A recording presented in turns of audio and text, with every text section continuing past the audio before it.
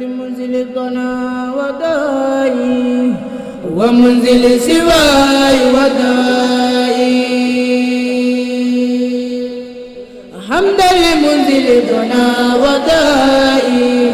ومنزل سواي ودائي من أمر العباد بالدعاء ليرفع به عن البلاء ثم على من حيث مس ثمر يبرأ بلا بد وفاز بالغرر محمد كبيرنا الحكيم أزكى سلام ربنا الكريم والآل والصحب ذوي العلاء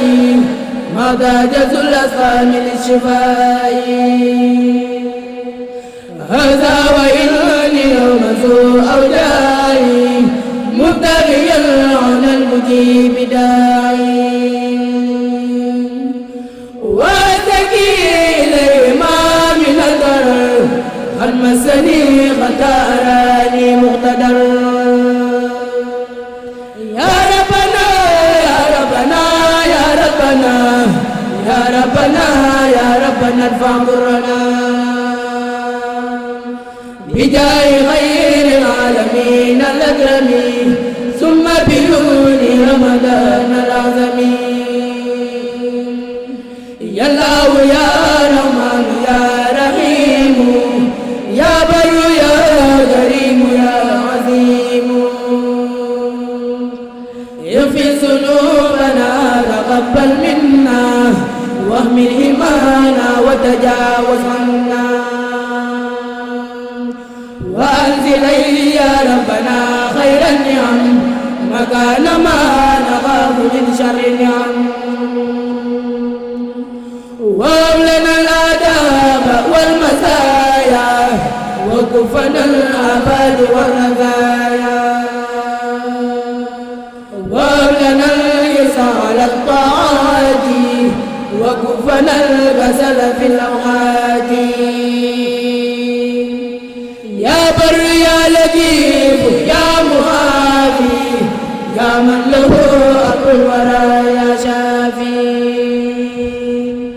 أنزل صفاك مكان دائي ولا تعاملها بالابتلاء وأنزل النفع مكان ضري وأنزل الخير مكان شري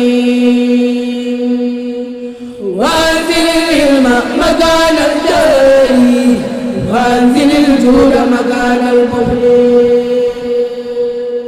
وأنزل الغنى مكان الفقر وأنزل الشكر مكان الكفر واسق جميع المسلمين عاجلا ثم قهم خوفا وحزنا آجلا ونجيهم وهاديهم والكبهم ولا توارثهم بكسر ذنبهم فإنهم وإن عصوك يا أهل لغفلة لم يشركوا بك أهل وإنهم أبدانهم لا تقدروا على بلائك لضعف يزهرون قلوبهم ليست تميل أبدا إلى سواك من هنا إلى غدا لكنما تلذذ الجوارح أخداهم لأخبر الخبائق فلا تواخذهم بما لا ينقصك ولهم بالذي لا ينفعون يا الله يا مغلب القلوب خلب قلوبنا عن الغيوب يا الله يا مغلب القلوب خلب قلوبنا عن الغيوب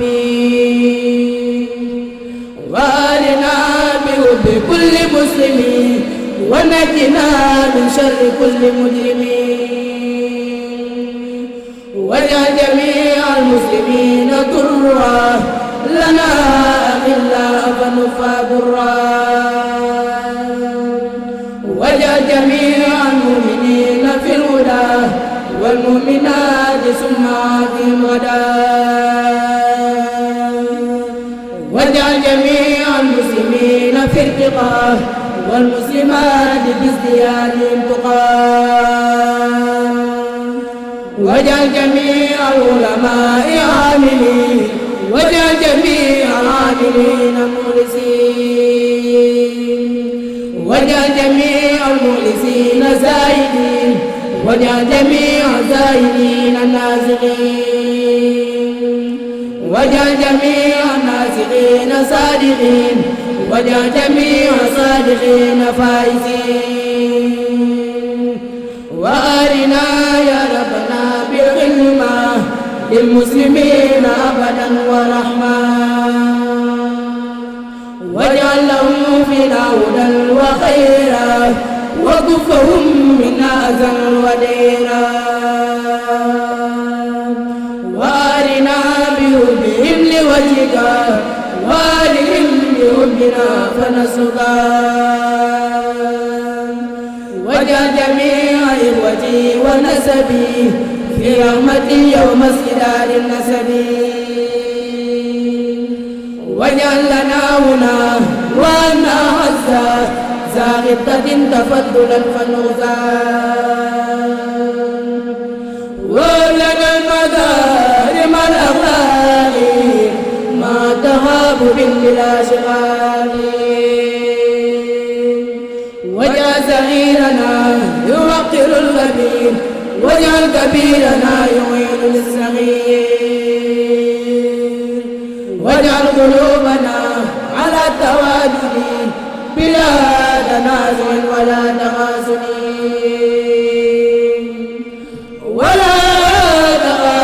ولا تدابر ولا تباعد ولا تنافر